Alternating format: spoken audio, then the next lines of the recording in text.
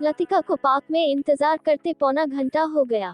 अब वो सोचने लगी कि वो नहीं आएगा और इंतजार बेमानी है, अब घर वापस चलना चाहिए।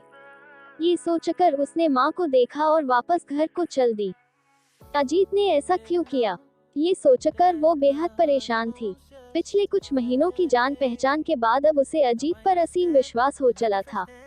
जान पहचान, लतिका हंस पड़ी। अगर कोई उससे पूछे तो क्या जवाब होगा उसके पास?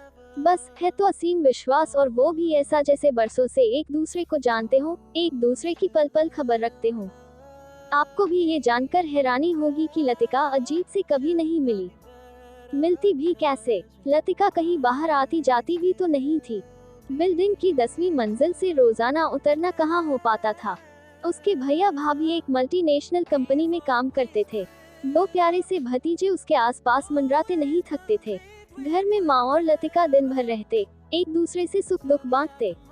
शाम ढले जब उसके भैया भाभी लौटते तो माँ बेटी पहले से ही नाश्ता खाना तैयार रखती। किट्टू व चंकी भी खा पी कर होमवर्क कर रहे होते। भाभी भी बहुत स्नेही थी। थकी हारी होने के बावजूद सीधे माँ के कमरे में जाती, तबीयत व हालचाल पूछती, उसके बाद ही कोई काम करती। यूं ही हंसी खुशी से दिन गुजर रहे थे। लतिका शुरू से ही पढ़ाई में औसत दर्जे की रही, इसलिए नौकरी के लिए कोई खास मशक्कत नहीं की। घर गृहस्थी के काम उसे ज्यादा भाते थे। स्वेच्छा से उसने भैया की गृहस्थी की जिम्मेदारी अपने ऊपर ले ली। भाभी बहुत सुलझी व समझदार थी। उसके किसी काम में न तो वो दखलंदाजी करती थी और न ही लतिका। कुल मिलाकर सब ठीक चल रहा था। लतिका भैया के साथ कभी कभी स्टडी में बैठती। कंप्यूटर पर काम करने में उसकी रुचि थी। दोपहर के खाली समय में उसे नींद नहीं आती थी। इस वक्त वो भैया से सीखे कंप्यूटर प्रोग्राम पर काम करती। इंटरनेट पर तो घंटों बीत जाते।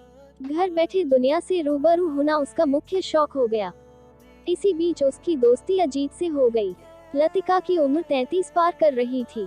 सखी सहेलियों का साथ तो 7-8 वर्ष पूर्व ही छूट गया था।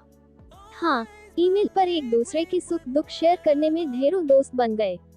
उन सब में वो सबसे ज्यादा अजीत से चैटिंग करती। शुरुआत में वह थोड़ी नर्वस थी। पुरुष मित्र के प्रति एक अजीब सा डर बैठ रहा था मन में, लेकिन समय के साथ विचारों का मेल और अजीत का शालीन व्यवहार लतिका को भाने लगा। यूं ही 7-8 महीने गुजर गए। लतिका अजीत के जीवन के हर पहलू व स्वभाव से अब तक अवगत हो चुकी थी। किसी दिन उसका ईमेल न मिले तो खाली खाली लगता। माँ को विश्वास में लेकर उन्हें सब कुछ बता चुकी थी, पर भैया भाभी को बताने की हिम्मत नहीं जुटा पाई। न जाने दोनों क्या सोचे। संयोग से अजीत दिल्ली के पास का ही रहने वाला था। कभी उसे डर भी लगता कि कहीं घर का पता न लगा ले, अतः अपना पता एकदम सही नहीं बताया था उसने। एक दिन वही बात हुई जिसका डर था। अजीत ने मिलने की मंशा जाहिर कर दी। लतिका ने मारे डर के 4-5 दिन तो मेल बॉक्स ही नहीं खोला। माँ के बार बार पूछने पर अपनी परेशानी बतलाई। माँ भी सोच में पड़ गई। अपनी बेटी पर उन्हें पूरा विश्वास था, फिर भी अनजानी आशंका मन को व्यथित कर रही थी। अजीत भी तो अभी तक पराया ही था, उसे देखा तक नहीं था। कैसे विश्वास करें, क्या किया जाए, जैसे तमाम प्रश्न मन में उठ रहे थे। इस बार तो अजीत ने विवाह प्रस्ताव भी रख दिया था। अनजाने डर के साथ लतिका ने मन ही मन एक फैसला किया और माँ की सहमति ली। घर के पास के पार्क में मिलने का समय तय किया गया और अपनी पहचान के लिए पीले सूट और माँ के भी साथ में होने की सूचना दे दी। नियत समय पर किट्टू व चंकी का हाथ थाम माँ को साथ में लेकर लतिका पार्क पहुँच भी गई, पर वहाँ से खाली हाथ ही लौटना पड़ा। अजीत वहाँ आया ही नहीं। लतिका सोच में पड़ गई, क्या बात हो सकती है। बड़ी देर तक नींद नहीं आई। माँ खामोश थी, न उन्होंने कोई बात छेड़ी न लतिका ने।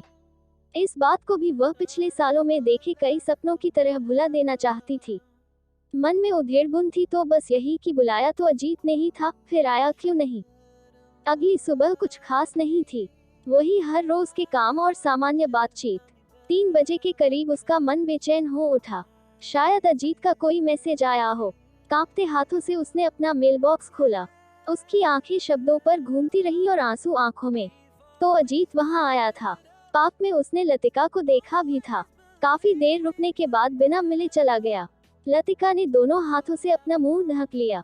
आंसुओं से सराबोर आंखों में धुंधल का उतर आया। आगे पढ़ने की हिम्मत न हुई। माँ कब पीछे आकर खड़ी हो गई पता ही नहीं चला। एहसास तब हुआ जब उनका कोमल स्पर्श कंधे पर महसूस हुआ। माँ के पूछने पर अक्षरश लतिका ने वाक्या कह सुनाया।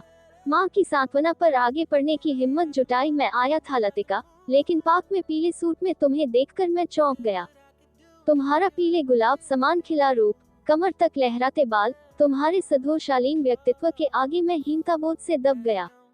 मैं अति साधारण रूप का सामान्य व्यक्ति, वह भी विधुर, एक बच्चे का पिता, और कहाँ तुम्हारा दमकता रूप। ये अन्याय होगा तुम्हारे साथ। मेरा तुम्हारे साथ किसी तरह का मेल नहीं। आशा है तुम मुझे माफ कर सकोगी। लतिका की आंखें हैरत से खुली रह गईं। तो ये बात थी। जीवन को लतिका ने इस नजरिए से कभी देखा ही नहीं था। साधारण रूप वाले अजीत का इतना खूबसूरत पहलू देख वह भावुक हो उठी।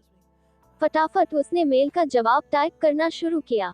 अजीत, अपने साधारण से रूप के पीछे छुपी सुंदरता का एहसास तो तुमने बखूबी दिला दिया। अब मेरी सुंदरता के पीछे छुपे कड़वे सच को भी जान लो। एक दुर्घटना में मैं अपना बायां पैर घुटने तक गंवा चुकी हूँ। नकली पैर के सहारे मैं अपने सभी काम काज कर लेती हूँ। किसी को पता भी न चले अगर मैं न बताऊं। ये बात मैंने इसलिए छुपाई क्योंकि मैं स्वयं तुमसे मिलकर यह बात बताना चाह रही थी। अब बताओ, तुम्हारी नजर में खूबसूरती की क्या परिभाषा है?